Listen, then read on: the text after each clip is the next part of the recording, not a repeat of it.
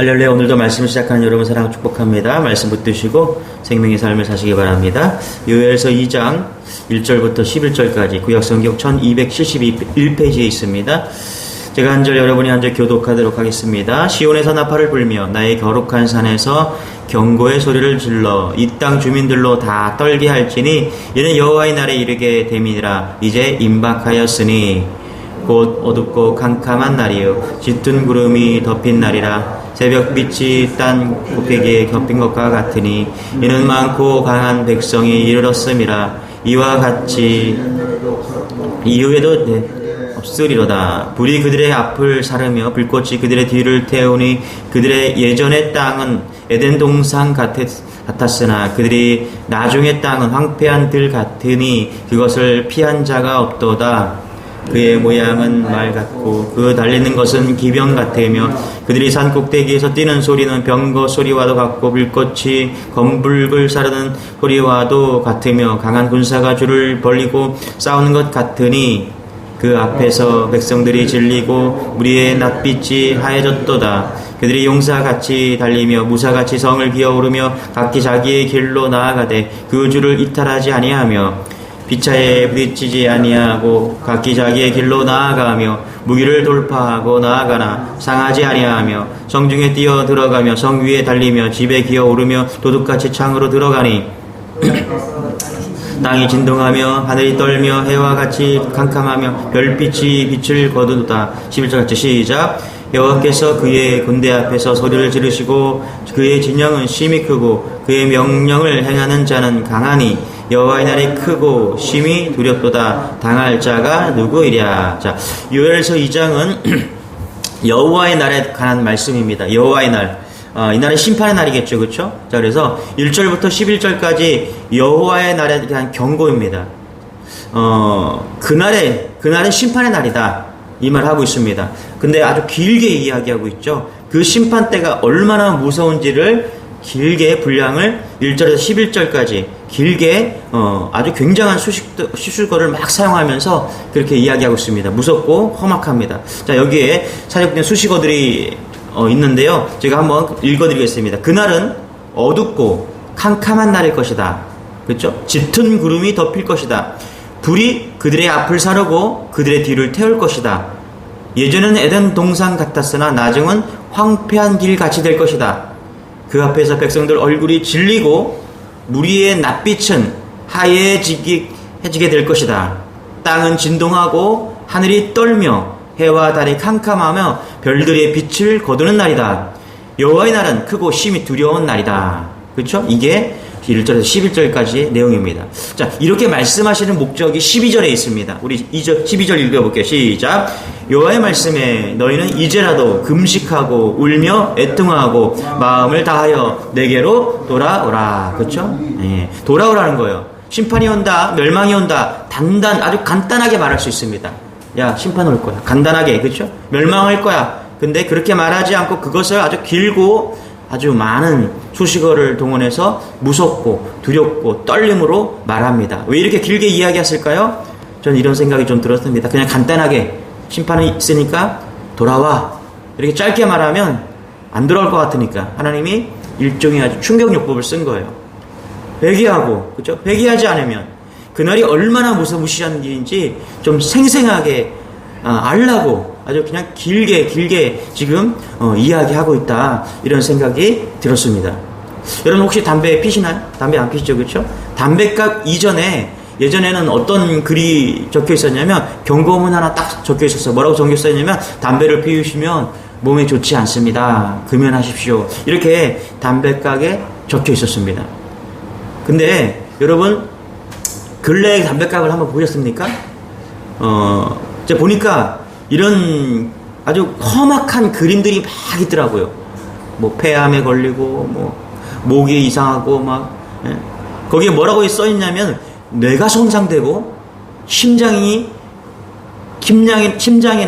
아주 그 모든 것들이 격렬하게 담배를 하나 피는 순간 피를 토하고 폐암 같은 것들 아주 충격적인 그런 것들이 그냥 막 써져 있고 사진도 나와 있습니다.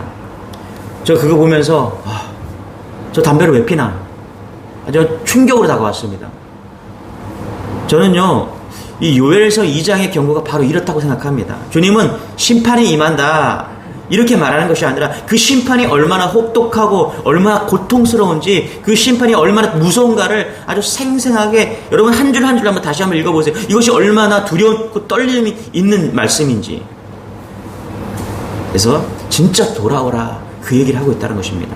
여러분, 성경을 보면은 이런 식으로 지옥에 대해서, 우리가 심판에 대해서 충격요법을 써서 심판이 얼마나 무서운가를 설교하시는 분이 계십니다. 그분이 바로 예수님이시죠.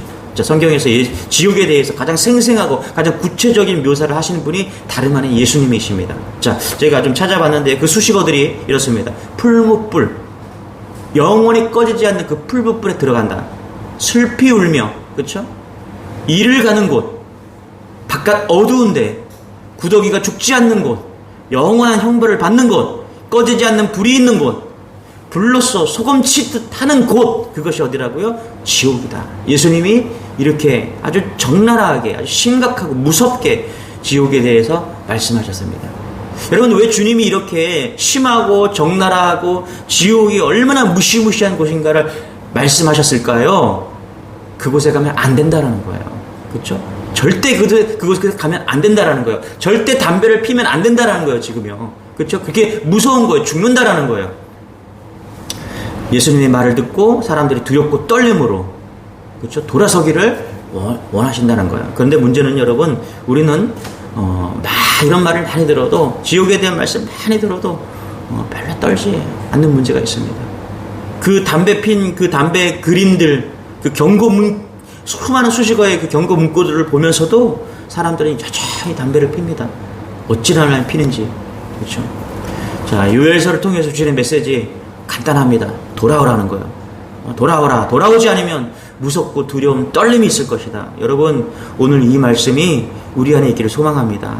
JCI라는 그런 목사님이 지옥은 자신이 너무 늦었다는 사실을 깨닫는 것 외에는 아무것도 할 수 있는 것이 없다라고 말합니다. 그때 가서 후회해도 소용없다라는 거예요. 여러분, 오늘 돌아와야 돼요. 오늘 주님 앞으로 나와야 됩니다. 할렐루야. 이 말씀을 들으면서 주님 앞에 나와야 됩니다. 자, 우리 1절 한번 읽어볼게요. 시작. 시온에서 나팔을 불며 나의 거룩한 산에서 경고의 소리를 질러 이 땅 주민들로 다 떨게 할지니 이는 여호와의 날이 이렇게 됨이니라. 이제 임박하였으니. 그렇죠? 자, 두 개의 나팔을 불라고 하십니다. 하나님은 시온서, 하나님의 전에서 이렇게 경고의 나팔을 불라고 말씀하십니다. 이 강단에서 하나님은 어떻게 살아도 여러분 용서받을 것인지 괜찮다, 이런 메시지가 아니라 뭐라고요? 모든 것이 잘 될 거다, 이런 위로의 메시지가 아니라 뭐라고요? 회개하지 않으면, 그렇죠? 망하게 될 것이라고 경고의 소리를 울리라고 지금 경고의 나팔을 불라고 이야기하고 있는 것입니다. 여러분, 우리 재단에서 경고의 나팔이 울려지기를 소망합니다. 할렐루야. 지옥에 대한 심판의 설교, 심판의 메시지, 그것이 울려지기를 소망합니다. 또 하나는 뭐냐면 15절에 있습니다. 우리 15절 같이 한번 읽어볼게요. 시작. 너희는 시온에서 나팔을 불어 거룩한 금식일을 정하고 성회를 소집하라. 아까는 경고의 나팔을 불라고 했는데 지금은 뭐라고요? 금식일을 정하고 성회를 소집하라. 제가 어제 요엘서 1장을 처음 설교하면서 제가 알았어요. 뭐냐면 오늘 2장에서도 분명히 말씀하고 있는 거예요. 하나님은 거룩한 성회를 소집하기를 원하신다는 거예요. 하나님은 우리가 메시지를 듣기를 원하시는 거예요. 할렐루야. 우리가 모여서 예배하기를 원하시는 거예요. 그런데 어떻게 해요? 하나님의 백성들이 모여서 금식하고 하나님의 이름을 부르기를 원하신다는 거예요. 비로소 저는 그 요엘서를 오늘 보면서 알게 됐어요. 하나님이 우리가 예배하는 것이 얼마나 좋아하시는지, 우리가 거룩한 성회로 모여서 하나님의 말씀을 듣는 것이 얼마나 좋아하시는지 요엘서를 다시 한번 보면서 깨닫게 되는 거예요. 여러분, 목회자의 사명은, 교회의 사명은 단지 경고의 나팔을 불고 거기에서 회개하라 이 나팔만 부는 것이 아니라 죄악된 길을 가는 것을 멈추라는 거기까지가 아니라 모여서 어떻게 해요? 하나님께 함께 하자. 그렇죠? 함께 모여서 어떻게 금식하며 울며 기도하고 돌아선 거기까지 가야 된다는 거예요. 경고의 두 개의 나팔 소리, 회개하라, 여기서 멈추는 게 아니라 교회에서 모여서 우리가 돌아서는 여기까지 가야 된다는 거예요. 자, 보세요. 16절입니다. 같이 한번 읽어볼게요. 시작. 백성을 모아 그 모임을 거룩하게 하고 장로들을 모으며 어린이와 젖 먹는 자를 모으며 신랑을 그 방에서 나오게 하며 신부도 그 방에서 나오게 하고. 저는 16절을 읽으면서 예수님께서 하나님께서 얼마나 이 심판이 다급한 일인지를 설명하고 있다고 봅니다. 여러분 잘 보세요. 장로들, 어린이, 젖 먹는 자, 그 다음에 누구요? 신랑과 신부.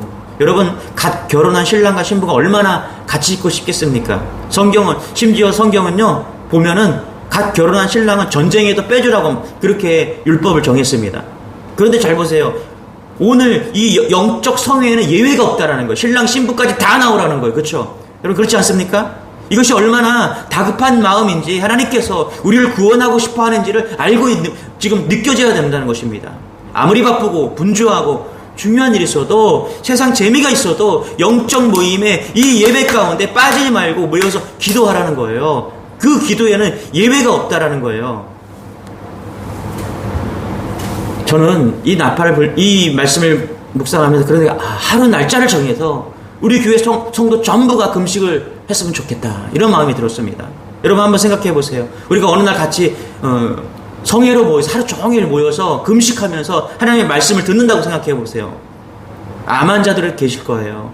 아직 드러나지 않는 병들도 있을 것입니다. 가정의 문제도 있을 것입니다. 당연한 아이들 문제도 있을 거예요. 그런데 우리가 어느 날 하루 날짜를 정해서 모여서 기도합니다. 그렇죠? 말씀을 듣는 거예요.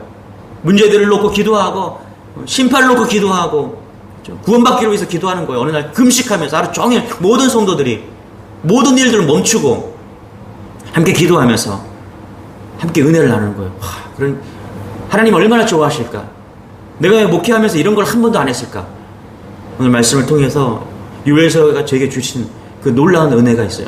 제가 이것을 꼭 한번 해보고 싶다 이런 마음이 들었습니다. 얼마나 우리가 금식하면서 하나님을 찬양하면 하나님이 얼마나 그 예배를 받으실까? 반드시 하나님께서 그 금식 성회에 역사하시고 응답하실 거라 그런 생각을 해봅니다. 너희 중에 두 사람이 땅에서 합심하여 무엇이든지 구하면 하늘에 계신 내 아버지께서 그들을 위해서 이루신다고 말씀하셨으니까 우리가 모여서 그렇게 기도한다면 얼마나 하나님께서 들으실까. 여러분 우리가 평생에 이 두 나팔 소리를 듣기를 원합니다. 경고의 나팔 소리를 듣고 회개하고 할렐루야 성회의 나팔 소리를 듣고 회개한 자가 모여서 그렇죠? 하나님의 나라를 찬양하는 것입니다. 그 예배하는 그런 모습들이 우리 안에 있기를 원합니다. 자, 그런데 이 모든 경우의 목적, 왜 나팔을 불고 왜 성회로 모이게 하십니까? 이유는 내게 돌아오라는 겁니다. 돌아오라. 여러분 한번 생각해 보세요. 돌아오라.